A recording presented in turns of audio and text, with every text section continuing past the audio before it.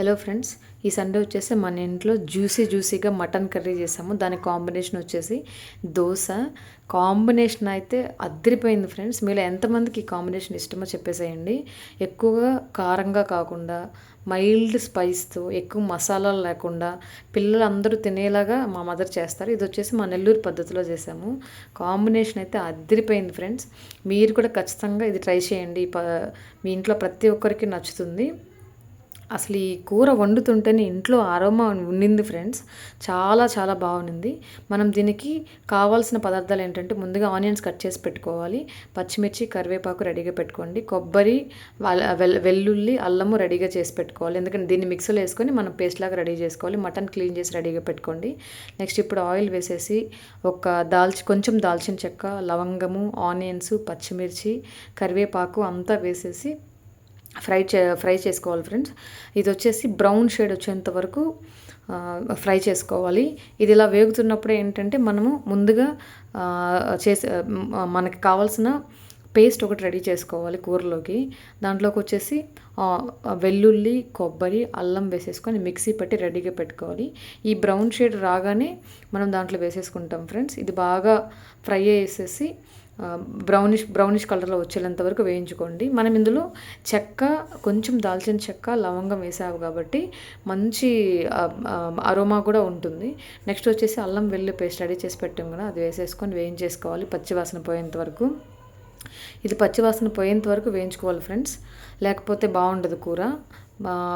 తర్వాత వచ్చేసి మనము టమాటా ముక్కలు వేసేసుకోవాలి. టమాటా ముక్కలు ఏంటంటే మీడియం సైజులో కట్ చేసుకోండి. నెక్స్ట్ వచ్చేసి ఇది కొద్దిగా మీడియం ఫ్లేమ్లో పెట్టేసి టమాటా ముక్కలు మెత్తగా అయ్యేంత వరకు వేయించుకోవాలి ఫ్రెండ్స్. ఇందులోనే ఒకేసారి పసుపు, కారము వేసేసుకోండి, కల్లుప్పు వేసేసుకోండి.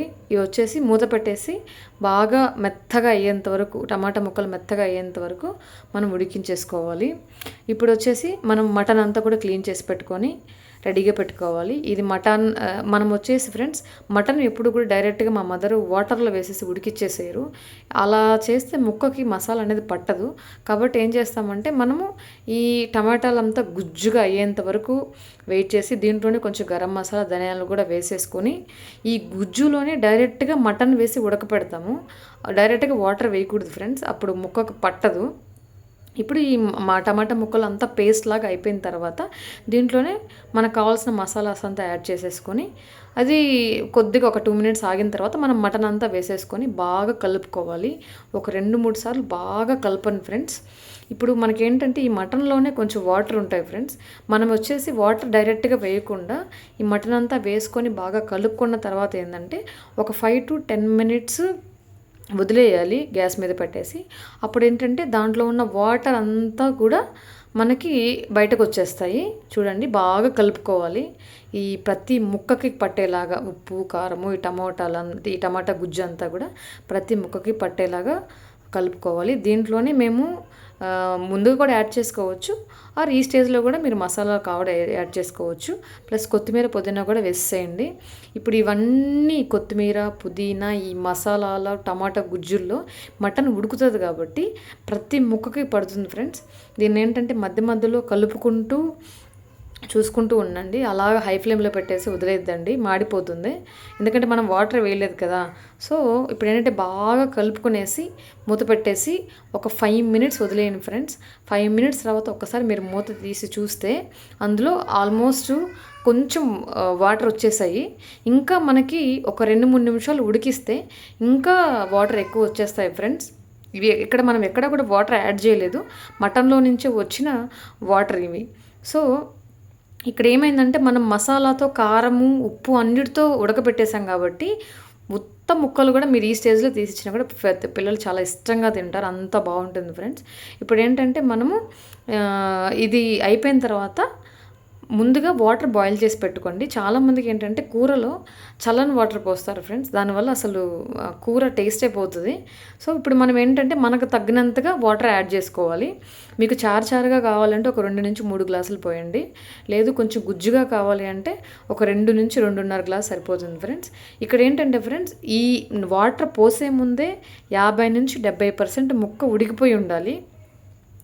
మనం ఏంటంటే ఒక 15-20 మినిట్స్ కానీ ఇప్పుడు బాయిల్ చేసేసుకుంటే మన కూర రెడీ అయిపోద్ది. మూత పెట్టేసి బాయిల్ చేసేసుకోవాలి. ఒక్కసారి మూత తీసి చూడండి, 15-20 మినిట్స్ తర్వాత ఆయిల్ అంతా పైకి వచ్చేసి ఆ అరోమా సూపర్గా ఉంటుంది ఫ్రెండ్స్. ఇది ట్రై చేయండి ఖచ్చితంగా మీ ఇంట్లో. ట్రై చేసి మాకు చెప్పండి ఎలా వచ్చిందో. సూపర్ అంటే సూపర్. మీకు కొంచెం చారుగా ఉండాలంటే ఈ స్టేజ్లో దింపేసుకోండి. లేదు ఇంకొంచెం మాకు ఇంత చారు వద్దు అనుకుంటే ఇంకొంచెం సేపు ఉడికించుకోవాలి. ఈ స్టేజ్లోనే ఉప్పు కారం ఏదైనా కావాలంటే అడ్జస్ట్ చేసుకోండి. సూపర్ అంటే సూపర్గా వచ్చింది ఫ్రెండ్స్. ఇప్పుడు మన దోశలు కూడా రెడీ అయి ఉన్నాయి. ఫైనల్గా ఒక 5-10 మినిట్స్ తర్వాత చూసినట్లయితే ఆయిల్ అంతా పైకి తేలి మన మటన్ కర్రీ కూడా రెడీ అయింది. మా పాపకు పెడుతున్నాం ఇప్పుడు. మా పాప అయితే చాలా చాలా ఇష్టంగా తింటుంది.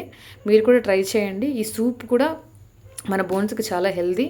If you like this video please like and subscribe.